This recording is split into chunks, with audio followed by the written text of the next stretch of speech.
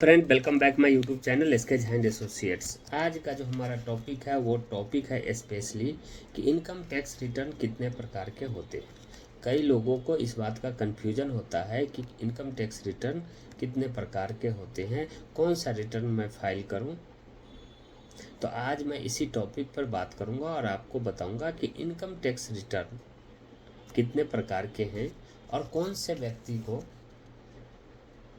कौन से संस्था को, कौन से फर्म को कौन सा रिटर्न फाइल करना चाहिए, व्यवसाय करने वाले को कौन सा रिटर्न फाइल करना चाहिए, सैलरीड पर्सन को कौन सा रिटर्न फाइल करना चाहिए।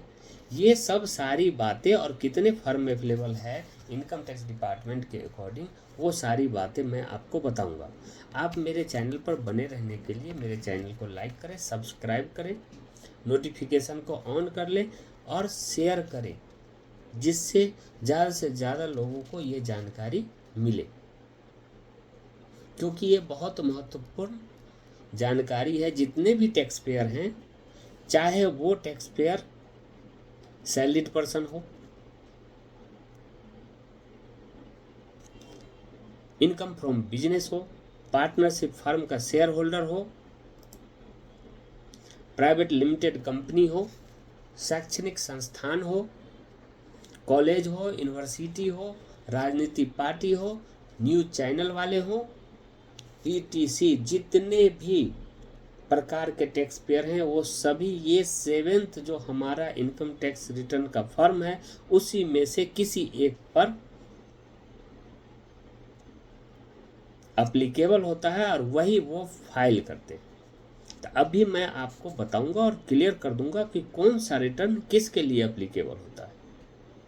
तो सबसे पहले तो मैं आपको बता दूं, आईटीआर फर्म आईटीआर 1 से लेकर के आईटीआर 7 तक अवेलेबल है, जिसको इनकम टैक्स रिटर्न की फाइल 1 कहते हैं, इनकम टैक्स रिटर्न की फाइल 2, ऐसे ही कंटिन्यूटी में इनकम टैक्स रिटर्न की फाइल 7 तक है, जिसको शॉर्ट फॉर्म में हम कहते हैं आईटीआर।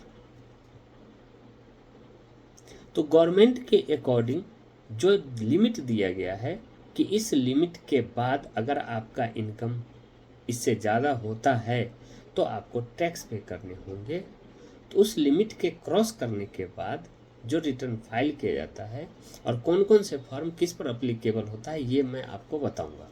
आप मेरे चैनल पर बने रहने के लिए फिर से मैं आपको बता देता हूँ, मेरे चैनल को लाइक करें, सब्सक्राइब करें, नोटिफिकेशन को ऑन कर लें। तो आईटीआर 1 जो होता है ये सैलरीड पर्सन वाले के लिए है। यदि आपकी सैलरी के द्वारा इनकम है, अगर आपकी इनकम सैलरी के द्वारा है तो आप आईटीआर 1 फाइल करेंगे। जिनकी आय 50 लाख रुपए तक की है, इस कुल इनकम पे आप सैलरी, पेंशन, एक घर की संपत्ति के आय तथा अन्य स्रोतों से आय जैसे बैंक अकाउंट इंटरेस्ट इंक्लूड होता है, ये सब सारी रिटर्न में आप दिखा करके आईटीआर 1 फाइल कर सकते हैं। दूसरे नंबर पर आता है हमारा आईटीआर 2। आईटीआर 2 किसके लिए है? तो आईटीआर 2 उन व्यक्ति के लिए है जिनकी income salary plus income from other sources से है, यानी कि आपकी इनकम सैलरी से है तथा कैपिटल गेंस आपने कहीं इन्वेस्ट कर रखा है, जिसे हम कैपिटल गेंस कहते हैं। तो उससे भी अगर आपका इनकम है तो आप आईटीआर 2 फाइल करेंगे, जिसमें आपकी इनकम 50 लाख की कुल आय वाले व्यक्ति, यानी 50 लाख की कुल आय से अधिक वाले व्यक्ति HUF यानी कि हिंदू अनडिवाइडेड फैमिली वाले ये रिटर्न फाइल कर सकते हैं आईटीआर 2, जिनकी, फिर से मैं आपको बताता हूँ, जिनकी आय 50 लाख से अधिक तक की है। तो ITR 1 और ITR 2 ये दोनों मैंने आपको बता दिया कि किन लोगों के लिए ये दोनों फर्म हैं, तो ये आपको समझ में आ गया होगा। अब आते हैं ITR 3, थर्ड नंबर पे है हमारा ITR 3। यह किसके लिए है? यह व्यवसाय या पेशे यानी इनकम टैक्स के according income from business profession तथा income from partnership share holder और हिंदू अनडिवाइडेड फैमिली यानी कि HUF, ये जो व्यक्ति हैं ये सभी ITR 3 फाइल कर सकते हैं। अब आता है हमारा ITR 4। यह किसके लिए है और ITR 4 कौन फाइल कर सकता है? तो ITR 4 फाइल करने वालों की संख्या ज़्यादा है। ये मध्यम और छोटे टैक्स पेयर के लिए है, जैसे HUF, partnership firm partner, Indian citizen, किसी व्यवसाय या पेशे से आय को अर्जित करने वाले व्यक्ति, उन्हें ITR 4 फाइल करना चाहिए। इसे हम सुगम फर्म भी कहते हैं, कई लोग इसे सुगम फर्म भी कहते हैं आसान से भाषा में। तो हमने आपको बता दिया ITR 1, ITR 2, ITR 3 और ITR 4। ITR 1 सैलरीड वाले के लिए स्पेशली आप समझ लो। ITR 2 salary plus capital gains, ये ITR 2 फाइल करेंगे। ITR 3 बिजनेस प्रोफेशन, इंडिविजुअल जो भी प्रोप्राइटरशिप बिजनेस करते हैं या कोई पेशे से जुड़े हुए हैं, वो ITR 3 फाइल कर सकते हैं। अब आता है हमारा ITR 4।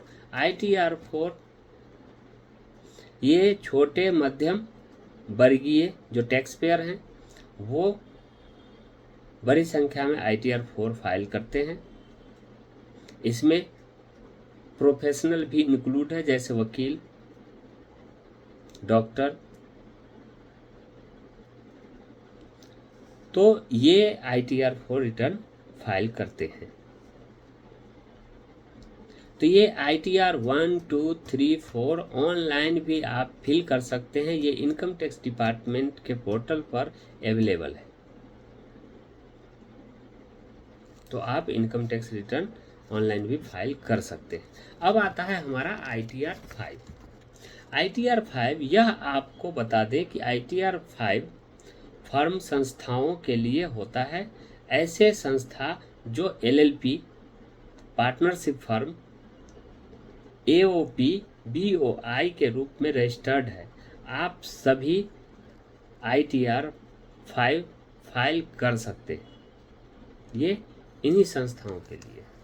अब आता है हमारा ITR 6।